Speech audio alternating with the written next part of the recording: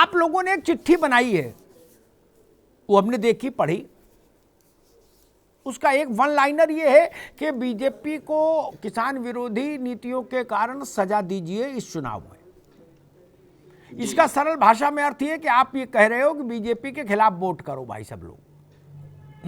जी। संयुक्त किसान मोर्चा की इस अपील के बाद आपके ही पश्चिमी उत्तर प्रदेश के इलाके से संजीव बालियान साहब जो मंत्री हैं भारत सरकार में, उन्होंने कहा कि भाई ये मसला ही हमारे यहाँ नहीं था उत्तर प्रदेश का, ये तो पंजाब और हरियाणा के किसानों को भावनात्मक समर्थन देने के लिए हम लोग भी चले गए थे, हमारे लोग भी यहाँ से। उत्तर प्रदेश में इस मसले का कोई लेना देना नहीं। तीसरा घटनाक्रम, इन्हीं 72 घंटे के भीतर केंद्रीय कृषि मंत्री ने घोषित किया कि हम एमएसपी पर कमेटी बनाने जा रहे थे, लेकिन चुनाव आयोग से राय मांगी। चुनाव आयोग ने कहा अभी चुनाव के बीच में मत करो, चुनाव बाद बनाना। तो सरकार ने ऐलान किया राज्यसभा में कि उत्तर प्रदेश के चुनाव निपटने के बाद हम एमएसपी पर जो कमेटी का वादा किया था वो कमेटी बना देंगे। इन तीनों घटनाक्रमों के बीच में आलोक जी आप क्या देख रहे हैं चुनावी परिदृश्य, और उसमें किसान को कहां खड़ा देख रहे हैं? आलोक वर्मा जी। बिल्कुल अमिताभ जी, मैं आपको बताऊं कि इस देश का किसान किसी प्रदेश में नहीं बंटता है। सबसे पहले भारतीय जनता पार्टी ये समझ ले, हम प्रदेश में नहीं बटे हैं, हम किसान बिरादरी में बटे हैं। और हमारा किसान बिरादरी चाहे पंजाब का हो, चाहे हरियाणा का हो, चाहे राजस्थान का हो, कहीं का भी हो, किसान किसान होता है। ठीक है। दूसरी बात यह है कि हमने ये कहा है कि किसान विरोधी बीजेपी को सजा दें। हमने हटाने की बात नहीं कही, अमिताभ जी इसको समझिए, सजा दें। सजा क्या है? हम आपको सजा देंगे, आपको 5 साल बाहर रखेंगे, 5 साल बाहर रखेंगे। आपने कहा था कि गन्ने का 14 दिन में भुगतान करेंगे। अमिताभ जी एकदम सही बात बता रहा हूं जी। और इसमें कोई मैं नहीं चाहता कि कोई ये कहे मैंने कर दिया सर। 14 दिन में भुगतान की बात हो गई क्या? नहीं हुई। उन्होंने कहा था कि गन्ने में अगर पेमेंट में लेट होगा तो मैं ब्याज के भुगतान होगा, हो गया क्या? जी। कहा यह भी गया था कि आपकी उपज का हम दाना दाना खरीदेंगे। यहां पर तो तिहाई भी नहीं खरीदा जाता, दाने दाने की तो बात छोड़ दीजिए। फिर कहा गया कि एमएसपी थी, है और रहेगी। एमएसपी पर किसी किसान को हम कहते नहीं मिलता है, ना पहले मिलता था ना मिलता है, और अगर आपकी नीतियां ऐसी रही तो ना मिलता रहेगा। और चौथी बात यह है कि लखीमपुर में जो हुआ वो बहुत ही निंदनीय है। इस लोकतंत्र में ऐसी घटना होने के बाद जिसके ऊपर दोष सिद्ध हो जाए जी। और उसके पिता का मंत्री पद पर बना रहना, ये कहाँ का न्याय है? ये न्याय नहीं है। तो हम लोगों ने ऐसी आहत होने के बाद ये एक विचार विमर्श किया और ये कहा कि बीजेपी को वोट ना दे, बाकी आप किसी को दे दे। हम किसी राजनीतिक दल का समर्थन अमिताभ जी नहीं कर रहे हैं। हम कह रहे हैं कि किसान विरोधी बीजेपी को वोट ना दें। और अभी आपने जो कृषि मंत्री की बात की जी। तो कृषि मंत्री और प्रधानमंत्री जी के आह्वान पर किसानों ने अपना धरना खत्म कर दिया था। ये बात जो चुनाव के समय में कृषि मंत्री जी के जहन में आई, उसके पहले भी तो आई जा सकती थी। कमेटी बना देते, कमेटी बनाने में कौन दिक्कत थी? और जब कानून के लिए एकदम से सत्र बुलाया जा सकता है इसको पास करने की, तो कमेटी बनाने में अगर आपकी मंशा अच्छी है तो आप तुरंत 24 घंटे में संसद बुलाइए, कानून पास करा दीजिए, हो सकता है। लेकिन ये चुनावी मसले में जो गोल गोल जलेबी घुमाने की बात है, तो जलेबी अमिताभ जी किसान का बहुत फेवरेट भोजन है, हम लोग दही जलेबी खाते। तो अब गोल गोल बातों में नहीं आएंगे, करके दिखाना होगा। मेरी आपसे इसके पहले भी डिबेट हुई थी और मैंने उसमें कहा था कि आप करके दिखाओगे तो सत्ता में रहोगे, नहीं तो सत्ता से जाना पड़ेगा। ठीक बात, ठीक। ये गोल गोल चीजें। और भी अमिताभ जी एक चीज और, इन्होंने ये भी कहा था कि सबसे सस्ती बिजली हम उपलब्ध कराएंगे। आज की डेट में सबसे महंगी बिजली उत्तर प्रदेश में है। तो अगर किसान की लागत बढ़ रही है तो उसका कैसे प्रॉफिट बढ़ेगा? और 2022 में मैं हाथ जोड़ के कहता हूं आपके चैनल पे सारे बीजेपी के नेताओं से ये जवाब लूंगा कि 2022 में जब आमदनी दोगुनी करने का वादा था तो भाई साहब मुझे वो फार्मूला बता दीजिए 2022 में आप कैसे आमदनी दोगुनी करेंगे। ठीक। ठीक 22 तो आ लिया। MSP पर 100% तो नहीं ठीक कर पाए। ठीक है भाई।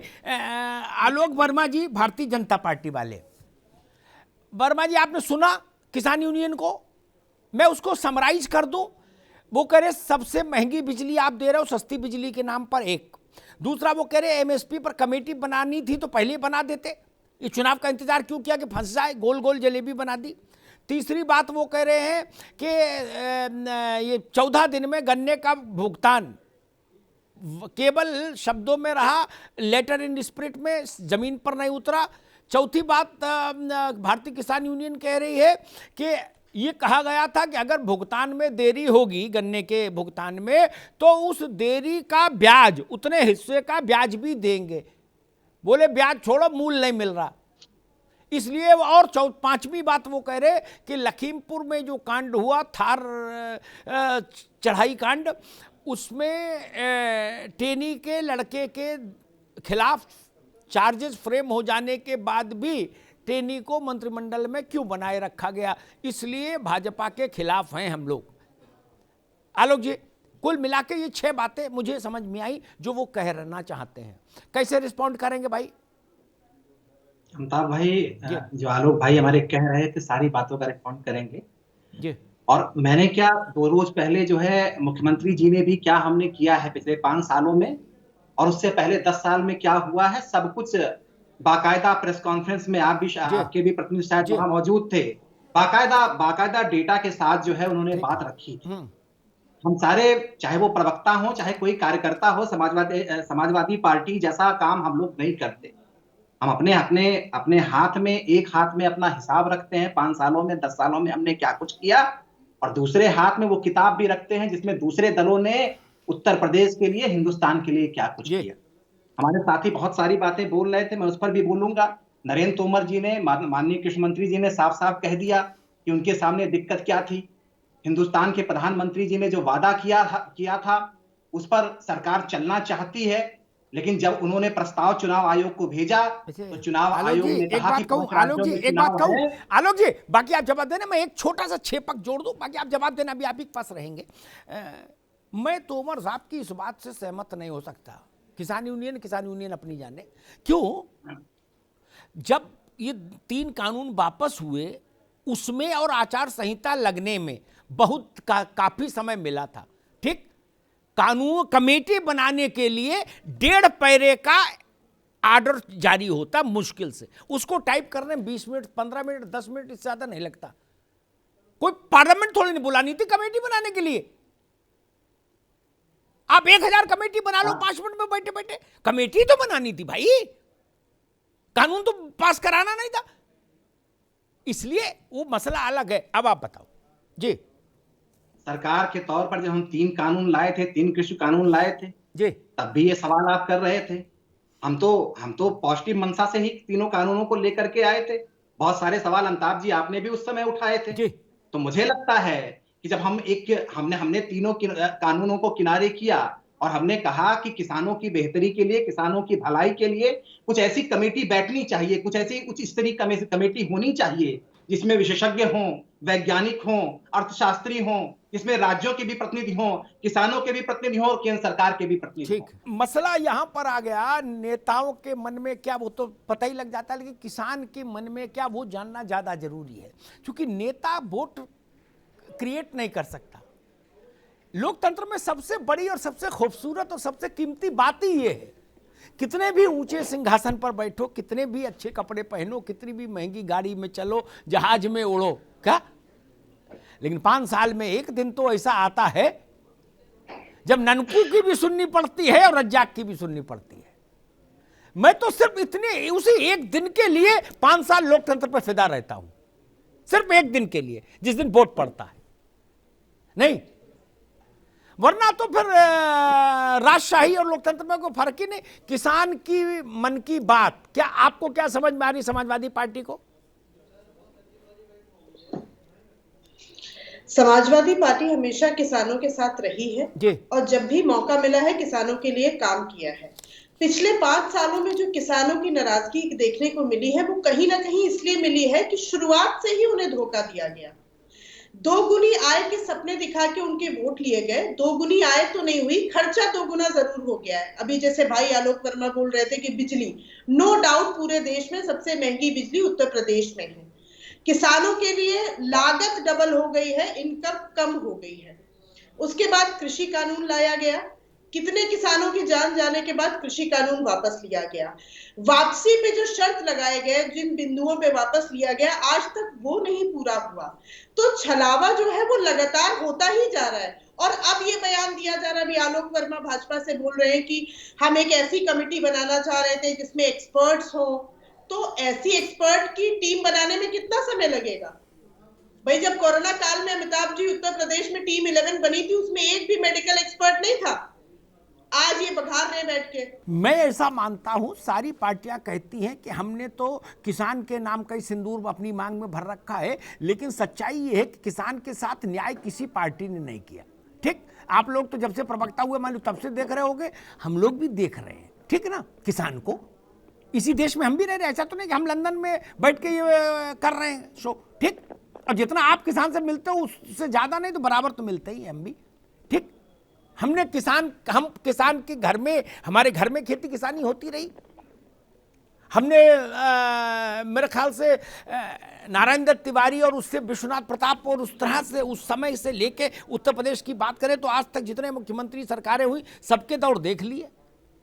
मुझे कभी ऐसा नहीं मिला कि मैं किसी गांव गया हूं तो किसान मुझे खुशी से चिपट गया हो, कहो भैया मजा आ गया, लग रहा है स्वर्ग में है? जब मिला मुरझाया मिला, दुखी मिला, चाहे नारायण दत्त तिवारी का समय हो, चाहे विश्वनाथ प्रताप का समय रहा हो, चाहे श्रीपद मिश्रा का रहा हो, चाहे उसके बाद फिर कल्याण सिंह, राजनाथ सिंह, राम प्रकाश गुप्ता, मायावती, मुलायम सिंह यादव, अखिलेश यादव, आज योगी आदित्यनाथ, विकास जी। तो आखिर ये छल किसान के साथ कब तक? हर आदमी कहता है कि भाई जब मैं तो ओरिजिनली किसान के साथ हूं। देखिए, 89 से पहले उत्तर प्रदेश के जितने भी नेताओं का आपने नाम लिया, माननीय नारायण दत्त तिवारी जी हो, वीर बहादुर सिंह जी हो, इन स्वर्गीय आदरणीय महान नेताओं ने उत्तर प्रदेश में चीनी मिलों का जाल बिछाया, बिजली घरों का जाल बिछाया और कृषि आधारित उत्तर प्रदेश जो था, अर्थव्यवस्था पर सबसे बड़ा योगदान कृषि का था। और कृषि से उत्पादित जो उत्पाद थे उनको लेकर, चाहे वो हथकरघा रहा हो, चाहे वो रेशम रहा हो, चाहे वो कालीन का व्यवसाय रहा हो, चाहे बनारस का साड़ी व्यवसाय रहा हो, सारे व्यवसाय 89 से पहले अगर किसी ने स्थापित किया तो आदरणीय कांग्रेस की सरकार, और 89 से पहले के बाद का हालात क्या है, चाहे वो सपा रहा हो, चाहे बसपा रहा हो, वर्तमान में बीजेपी चीनी मिलों को बेचने से लेकर के कृषि के नाम पर जो उत्तर प्रदेश पहचाना जाता था, गन्ना और धान की खेती के लिए नंबर 1 पर था, आज वो पूरी तरीके से बर्बाद कर दिया गया।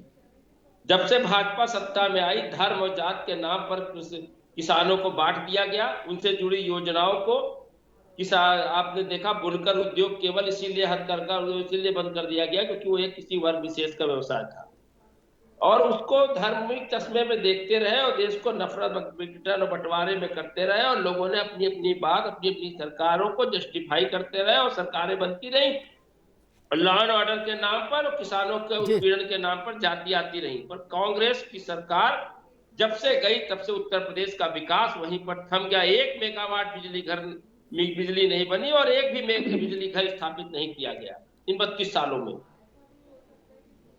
आज 700 किसानों की शहादत के बाद भारतीय जनता पार्टी ने जो 3 काले कानून, जिससे किसानों की वर्तमान पीढ़ी और आने वाली पीढ़ी को पूरी तरीके से बर्बाद कराने की पटकथा लिखी थी, उसको वापस लेना पड़ा क्योंकि कांग्रेस के नेताओं पर आरोप था कि कांग्रेस ने किसानों को बैठाया है, किसानों को कांग्रेस सह दे रही। उसी का परिणाम था कि पंजाब में जब उन्होंने किसानों को देखा तो नरेंद्र मोदी जी की हिम्मत नहीं पड़ी और वहां पर उनके पसीने छूट गए और वापस लौट के आना पड़ा।